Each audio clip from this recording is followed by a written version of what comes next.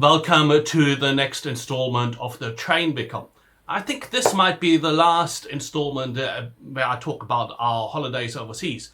Most of the time we were in the Dominican Republic. Now, the Dominican Republic is not a place known for its railways. There are not many of them. Uh, there's still a few sugarcane railways in the eastern part of the country, and previously there were a few railways up in the northern part, but they're not operational anymore. So the main operational railway nowadays is the metro in Santo Domingo. The Santo Domingo metro runs both on elevated lines and underground lines, and they use these three-car Alstom metro units. For many years now, Santo Domingo has built bigger and wider roads to accommodate more traffic, but that has just resulted in more traffic congestion.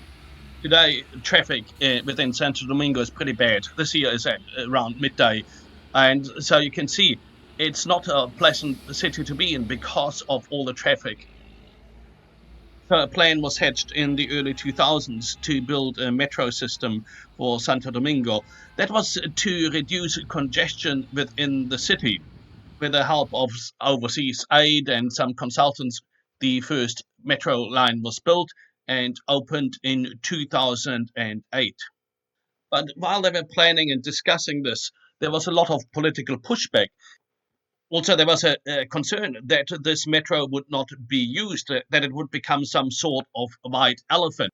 After all, the people of Santo Domingo were used to their cars and buses and mopeds. So why would you build a metro system for Santo Domingo when it wasn't sure whether people would actually go and use it? Well, the population did use the Santo Domingo metro, and so in 2013, Line 2 was opened. Since then, there have been extensions to Line 2, both to the east and now also to the west, to reach more people because the Santo Domingo metro is actually quite popular among the people there. And if I say popular, I mean crazy overcrowded. They are very overcrowded, not just the trains, the metro trains, but the stations as well. Now, they are doing something about it. All the stations are now capable of taking six-car trains, so double the length of trains that are currently running there. And they also enlarged some of the stations to be able to provide more services or to move more people on the Santo Domingo metro. I'm not quite sure when those six-car trains will be in operation, but their preparations are being made for that right now.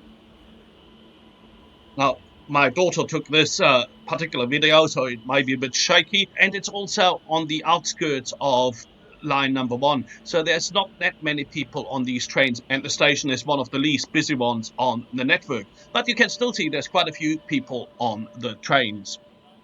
So the fear that nobody would use this metro was totally unfounded. It's very well used indeed. And now Santo Domingo is planning quite a few more metro lines. We'll see how many of those will get built, but hopefully a lot more.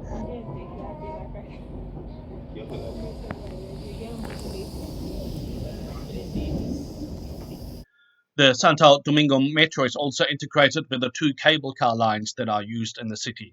These are used for more inaccessible areas where the public transport would have to go across many streets and also across many rivers and so on in hilly terrain.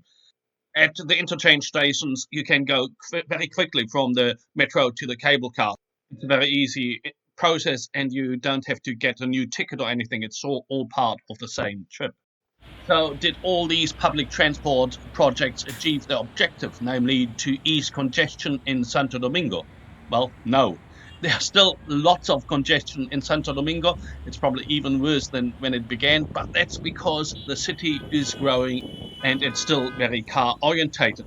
So, overall, it hasn't totally achieved its objective. But what all these projects have achieved is that for tens of thousands of people each day, it's a lot easier to get around Santo Domingo, a lot more pleasant, and a lot better quality of life as a result for them. the city as a whole has benefited quite dramatically from these public transport improvements. Now, if I relate that to spiritual matters, my conclusion might be that we shouldn't be afraid of bringing God's message of love and God's kingdom to people that actually live in a situation where they don't see much of that. We might be more successful than we think. We don't know. But it's certainly clear that the people need that message of love and forgiveness. It might not mean that the whole population has changed. Many might continue in their dark ways, just as they continue in congestion in Santo Domingo. But for those people who are reached, their quality of life, their hope, and their comfort in God will totally change their lives and make it better. Life with Jesus is better than life without Jesus. And so this story in Santo Domingo also gives us hope that we can do something and that people will respond to it. Well, the success of the metro in Santo Domingo is certainly encouraging from a public transport perspective. I hope that it can also be encouraging from a spiritual and eternal perspective.